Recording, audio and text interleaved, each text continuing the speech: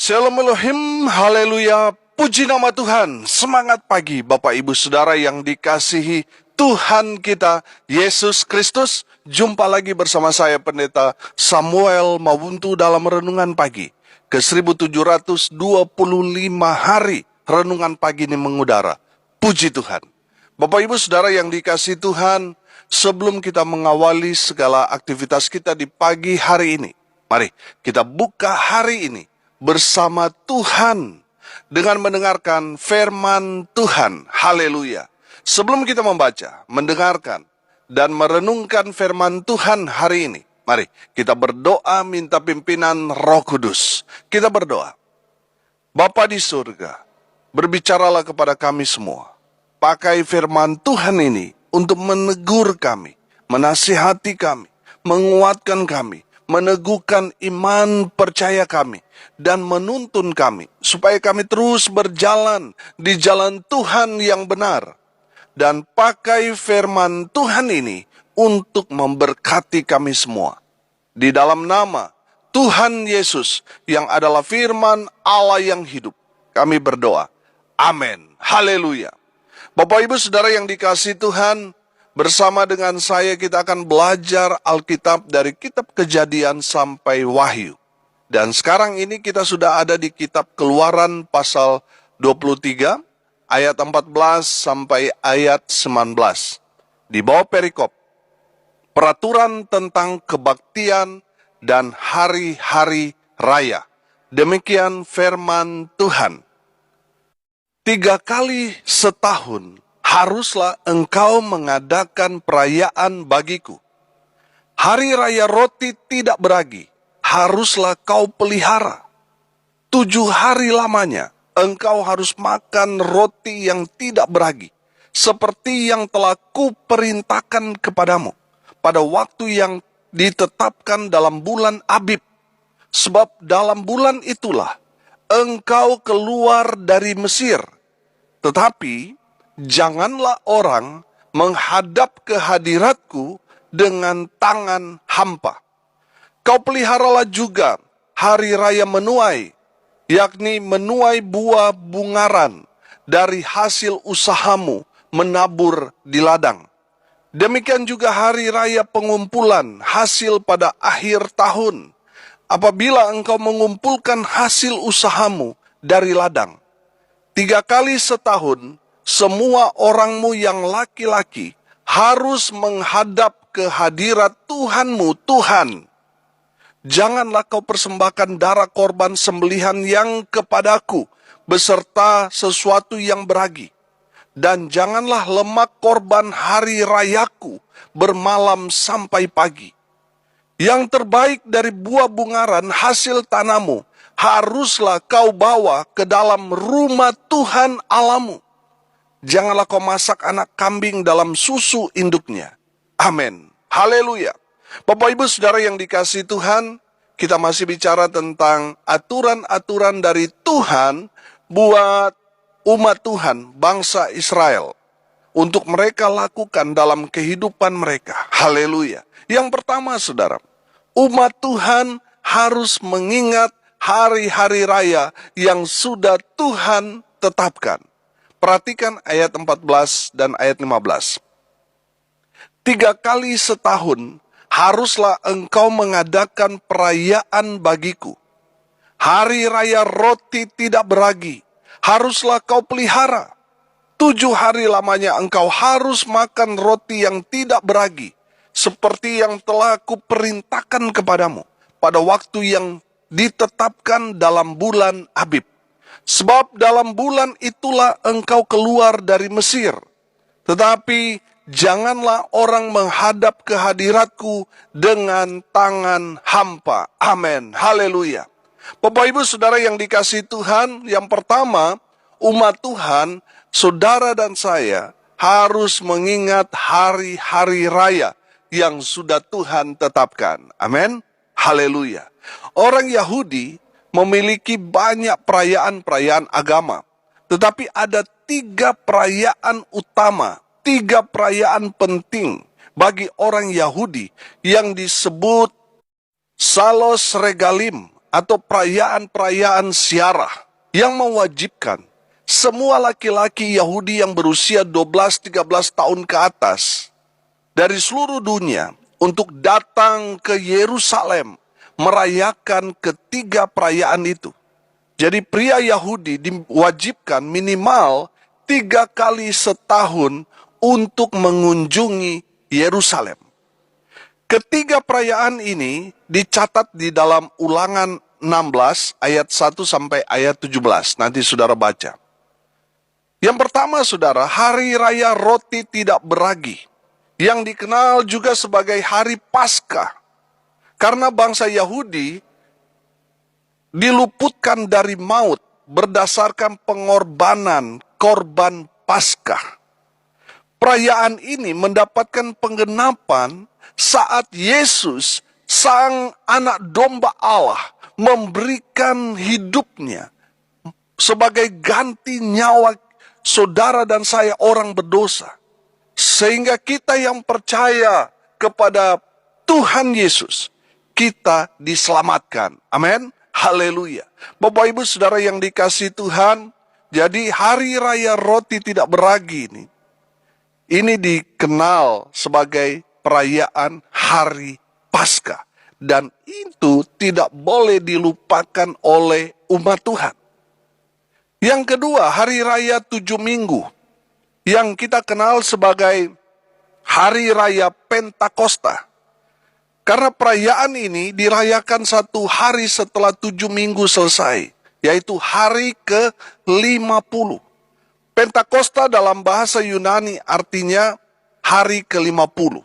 Hari raya ini merayakan diterimanya ke-10 hukum Taurat Allah di Sinai sebagai tanda bahwa Israel sudah berdiri. Yang dulunya budak, sekarang telah merdeka dan menjadi bangsa sendiri. Amin. Haleluya. Ini merupakan perayaan kemerdekaan. Dan setelah bangsa Israel menetap di tanah perjanjian, perayaan ini dirayakan untuk pengucapan syukur atas panen pertama. 7 hasil utama orang Israel, gandum, jelai, anggur, ara, delima, zaitun, dan kurma. Perayaan ini disebut perayaan panen buah bungaran atau panen pertama. Itu untuk Tuhan. Amin. Saudara yang dikasihi Tuhan, simbolisme ini digenapi saat Pentakosta Kristen yang pertama. Saat itu Roh Kudus dicurahkan ke atas orang-orang percaya. Amin. Ke-10 hukum Taurat digantikan oleh Roh Kudus yang merubah hati orang percaya. Saat itu juga Israel rohani, yaitu gereja Tuhan, resmi berdiri di muka bumi ini, yang ditandai oleh panen pertama, yaitu bertobatnya 3.000 orang dari berbagai bangsa yang dalam perayaan Yahudi digambarkan oleh bermacam-macam hasil panen. Saudara yang dikasihi Tuhan, jadi panen pertama saudara, ribuan orang menjadi percaya dan penuaian jiwa terjadi pada saat itu. Dan saya percaya itu juga terus terjadi di zaman-zaman gereja Tuhan di masa kini. Amin. Haleluya. Hari raya yang ketiga, Hari Raya Pondok Daun, yang sering juga dikenal sebagai Hari Raya Panen Akhir. Hari raya ini adalah hari raya terakhir sebelum tahun baru Yahudi, Rosh Hashanah. Ini adalah panen raya terakhir sebelum musim dingin datang. Pada perayaan ini, bangsa Israel akan mendirikan pondok-pondok di ladang dan dari dedaunan, pelepah, korma, ganda rusa, dan lain sebagainya sebagai atap dari pondok-pondok itu. Dan menggantungkan berbagai hasil panen, khususnya buah-buahan. Selama 7 hari, bangsa Israel akan berada di pondoknya, sembari mengingat kasih setia Tuhan yang telah melepaskan mereka dari perbudakan di Mesir. Pada puncak perayaan itu, yaitu hari ke-7, mereka akan pergi ke sinagog dan mengelilingi Torah sebanyak 7 kali sambil mengucapkan Hosana Rabba dari bahasa Aram, artinya selamat, selamatkan juru selamat. Yang berarti Tuhan selamatkan kami, sambil mereka meniup shofar. Dalam Yudaisme, hari raya Hosana Rabba juga dikenal sebagai hari penghakiman akhir. Amin. Saudara yang dikasihi Tuhan, 3 hari raya itu harus diingat oleh umat Tuhan. Dan kita semua tentunya orang percaya. Amin. Kalau dalam kekristenan ada 4 hari raya besar. Jumat Agung, Paskah, Pentakosta, dan hari Natal. Semua hari raya itu tidak boleh kita lewatkan. Kita harus datang beribadah kepada Tuhan. Amin. Saudara yang dikasihi Tuhan, mungkin saudara bertanya kepada saya, Pak Pendeta, kalau begitu, ngapain kita setiap minggu beribadah? Kalau Alkitab menganjurkan semua laki-laki hanya 3 kali ibadah. Nah, saudara yang dikasihi Tuhan, bedanya kita dengan bangsa Israel, kita ini sudah ada di penghujung waktu. Kita harus berjaga-jaga. Amin. Jadi, waktu 3 kali dalam setahun untuk datang ke bait Allah itu tidak berlaku, saudara. Kita harus setiap hari berjaga-jaga. Makanya gereja Tuhan mengambil keputusan untuk setiap minggu datang beribadah kepada Tuhan. Amin. Saudara yang dikasihi Tuhan, mari saudara, kita selalu ingat kepada Tuhan dengan selalu datang beribadah kepada Tuhan. Terlebih lagi hari ini hari Minggu. Untuk kita semakin dekat dengan Tuhan. Amin. Supaya di saat Tuhan Yesus datang ke dunia ini, Tuhan mendapati saudara dan saya setia.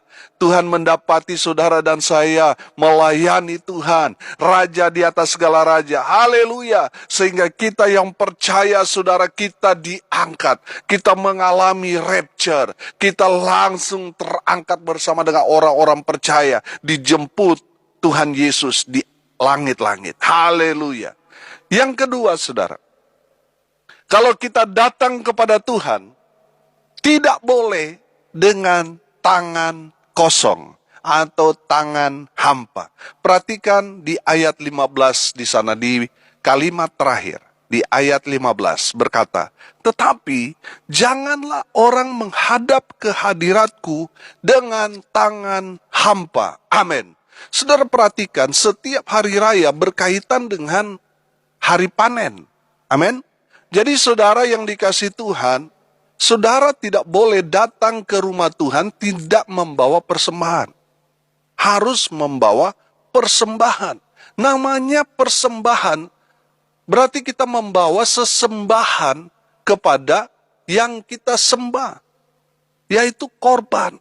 Saudara yang dikasihi Tuhan, persembahan itu adalah korban yang harus kita persembahkan kepada sesembahan kita, kepada Tuhan Yesus. Makanya saudara perhatikan, waktu ada Tuhan Yesus di bait Allah dan memperhatikan semua orang yang memberi persembahan.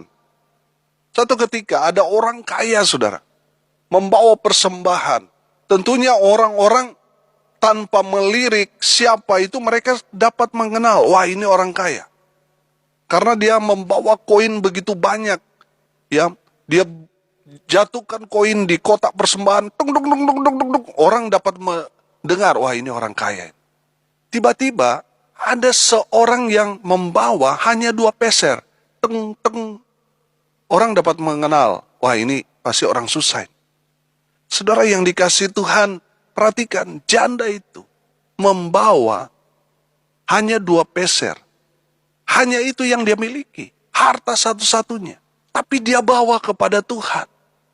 Karena firman Tuhan ini, janda ini tahu, kalau menghadap kepada Tuhan, tidak boleh dengan tangan hampa. Amin. Jadi saudara yang dikasihi Tuhan, kalau kita membawa persembahan, itu harus kita siapkan dari rumah. Harus yang paling terbaik. Amin. Jangan saudara, uang sudah nggak jelas, sudah kusut-kusut, terus pas kasih persembahan lagi dibuat kecil-kecil sehingga Di saat dihitung, saudara, orang yang menghitung persembahan itu, saudara, dak-dikduk jer. Takut kalau sobek, iya kan? Saudara, harus yang paling terbaik, harus dilipat, harus kita berikan kepada Tuhan. Itu harus yang paling terbaik. Amin. Saudara yang dikasihi Tuhan, ketika kita datang kepada Tuhan, kita tidak boleh dengan tangan hampa. Harus membawa sesuatu kepada Tuhan yang kita sembah. Haleluya. Yang ketiga, korban persembahan buat Tuhan haruslah yang paling terbaik. Haleluya. Perhatikan ayat 18 dan ayat 19. Janganlah kau persembahkan darah korban sembelihan yang kepadaku beserta sesuatu yang beragi. Dan janganlah lemak korban hari rayaku bermalam sampai pagi. Perhatikan ayat 19.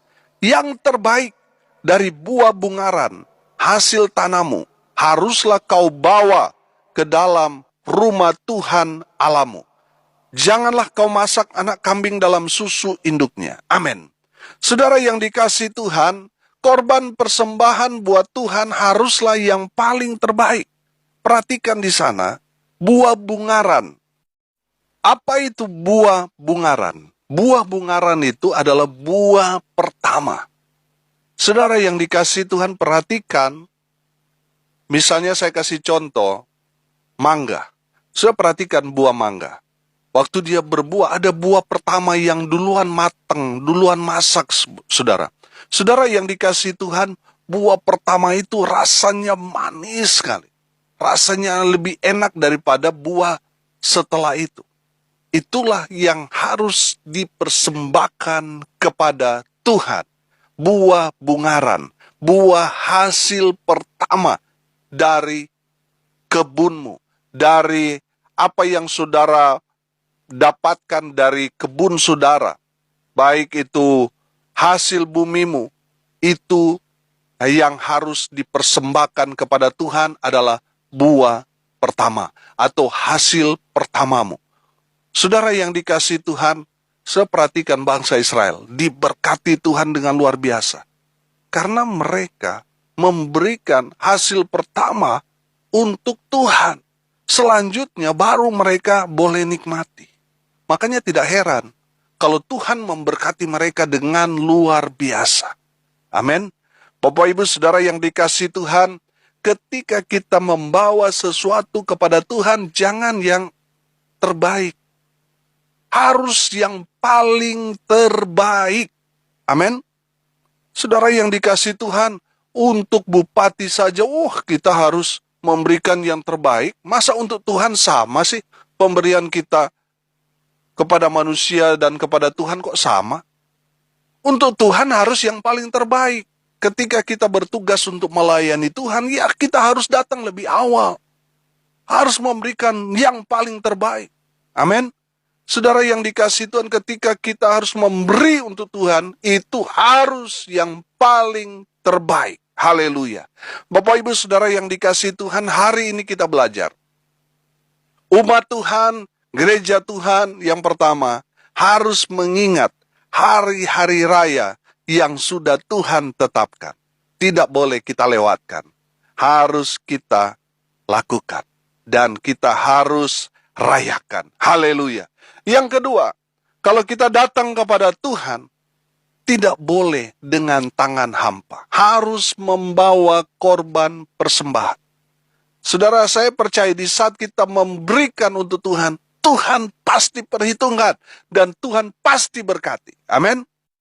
Haleluya. Yang ketiga, korban persembahan buat Tuhan haruslah yang paling terbaik. Amin. Mari kita berdoa. Terima kasih Bapa di surga atas kebenaran firman yang sangat memberkati kami. Berkati semua pendengar dimanapun mereka berada. Tuhan memberkati mereka sehingga menjadi pelaku-pelaku firman. Hamba berdoa Tuhan berkati hidup mereka. Masa muda mereka diberkati, rumah tangga mereka diberkati. Usaha, pekerjaan, pelayanan mereka diberkati Tuhan. Hamba berdoa untuk mereka yang sakit Tuhan sembuhkan. Mereka yang lemah Tuhan kuatkan. Tuhan menghibur mereka yang saat ini sedang berduka cita. Tuhan memberikan penghiburan sejati. Tuhan memberkati mereka yang hari ini berulang tahun. Tuhan memberi kesehatan, kekuatan, umur panjang. Tuhan terus memberkati mereka dalam pertumbuhan iman. Haleluya. Hamba berdoa biarlah berkat surga turun memenuhi semua pendengar. Bapak Ibu Saudara yang dikasihi Tuhan, arahkanlah hatimu dan terimalah berkat dari Tuhan Yesus. Tuhan memberkati engkau dan melindungi engkau. Tuhan menyinari engkau dengan wajah-Nya dan memberi engkau kasih karunia. Tuhan menghadapkan wajah-Nya kepadamu dan memberi engkau damai sejahtera. Di dalam nama Tuhan Yesus, sumber segala berkat. Bapak Ibu Saudara yang percaya diberkati Tuhan, katakan amin. Puji Tuhan. Bapak Ibu Saudara yang dikasihi Tuhan, kalau saudara merasa diberkati melalui renungan pagi ini, bagikan juga kepada saudara-saudara yang lain, supaya mereka juga diberkati. Karena untuk itulah kita dipanggil, untuk jadi berkat. Salam kasih dari Bali, saya Pendeta Samuel Mawuntu. Sampai jumpa besok pagi. Tuhan Yesus memberkati kita semua. Haleluya.